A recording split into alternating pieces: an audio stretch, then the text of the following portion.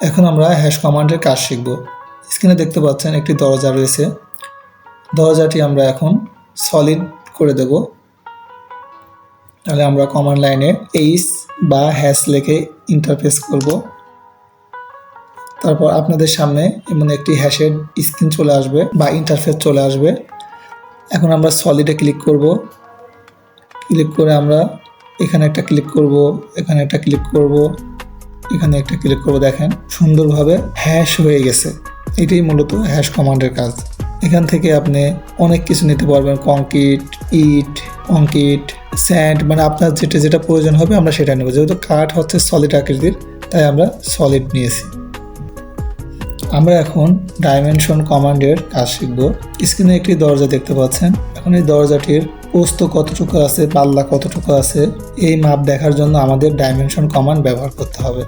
তাহলে ডাইমেনশন দেখার জন্য আমরা কমান্ড লাইনে DIM রেখে ইন্টারফেস করব এবং যেখান থেকে যে দূরত্ব পর্যন্ত আপনি ডাইমেনশন দেখতে চান সেটুকু ক্লিক করবেন। ধরুন এই পয়েন্ট থেকে এই পয়েন্ট, এখানে এই পয়েন্ট থেকে এই পয়েন্ট ক্লিক করলে 3 ফিট 6 ইঞ্চি আমাদের দরজার চকাট টু চকাট পর্যন্ত। আর এখন আমরা পাল্লার মাপ দেখতে চাইলে এই পয়েন্ট থেকে এই পয়েন্ট হলো পাল্লার মাপ। পাল্লার মাপ হচ্ছে 3 ফিট 2 ইঞ্চি। এখন আমরা স্কেল কমান্ডের কাজ শিখব। স্কেল কমান্ড ব্যবহার করে কোনো অবজেক্টকে ছোট থেকে বড় বা বড় থেকে ছোট করা যায়। স্ক্রিনে দেখতে পাচ্ছেন একটি দরজা রয়েছে 3 ফিট 6 ইঞ্চি। আমরা এখন এটিকে বড় করে 4 ফিট করব।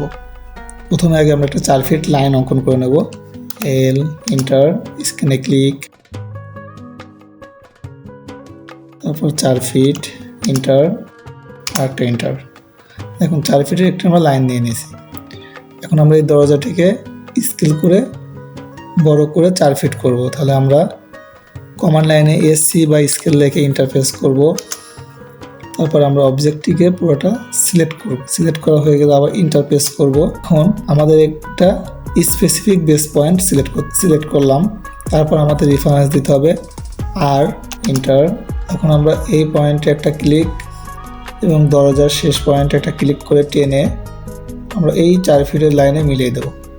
দেখুন আমাদের দরজাটি 4 ফিট হয়ে গেছে। এখন আমরা আর্ক কমান্ডের কাজ শিখব। আর্ক কমান্ড ব্যবহার করে বাঁকা বা কার্ভ আকৃতির লাইন আঁকা হয়। স্ক্রিনে দেখুন একটি দরজা রয়েছে এবং দরজার পাল্লাটি রয়েছে। এখন এই দরজার পাল্লাটি কিভাবে বাঁকা হয়ে ঘুরবে সেটি দেখানোর জন্য আমরা আর্ক কমান্ড ব্যবহার করি। তাহলে কমান্ড লাইনে টাইপ করুন ARC লিখে ইন্টারফেস করুন। এখন এই দরজার এই একটা পয়েন্টে ক্লিক করুন, তারপর এই পয়েন্টে ক্লিক করুন, তারপর এই পয়েন্টে ক্লিক করুন। দেখুন এটা শেপ হয়ে গেছে। আর্ক করার সময় সবসময় 3টি পয়েন্টে ক্লিক করতে হয়। এটি হলো মূলত আর্ক কমান্ডের কাজ। এখন আমরা শিখব গ্রুপ কমান্ডের কাজ। দেখুন এখানে সবগুলো অবজেক্ট আলাদা আলাদা অবস্থায় আছে। অটোক্যাডে কাজ করার সময় অনেক অবজেক্ট চাপ লেগে ডিলিট হয়ে যেতে পারে বা মিসিং হয়ে যেতে পারে। এই জন্য আমরা গুরুত্বপূর্ণ অংশগুলোকে গ্রুপ করে রাখব। তাহলে গ্রুপ করার জন্য প্রথমে আমরা কমান্ড লাইনে G অথবা গ্রুপ লিখে ইন্টারফেস করব। তারপর আমরা অবজেক্টটি সিলেক্ট করব এবং ইন্টারফেস করব। দেখুন পুরো বস্তুটি এখন একত্রিত হয়ে গেছে, একটাও ভাঙা ভাঙা অবস্থায় নেই। এটি হলো মূলত গ্রুপ কমান্ডের কাজ। আবার যদি প্রয়োজন অনুযায়ী কোনো একটি লাইনকে আমাদের সংশোধন করতে হয় বা মুছে ফেলতে হয় বা কেটে ফেলতে হয়, এজন্য আমাদের এই গ্রুপটিকে আবার আনগ্রুপ করে নিতে হবে। তাহলে আনগ্রুপ করার জন্য আমরা কমান্ড লাইনে আনগ্রুপ লিখব বা UNG লিখলে এখানে আপনাদের সামনে আনগ্রুপ চলে আসবে।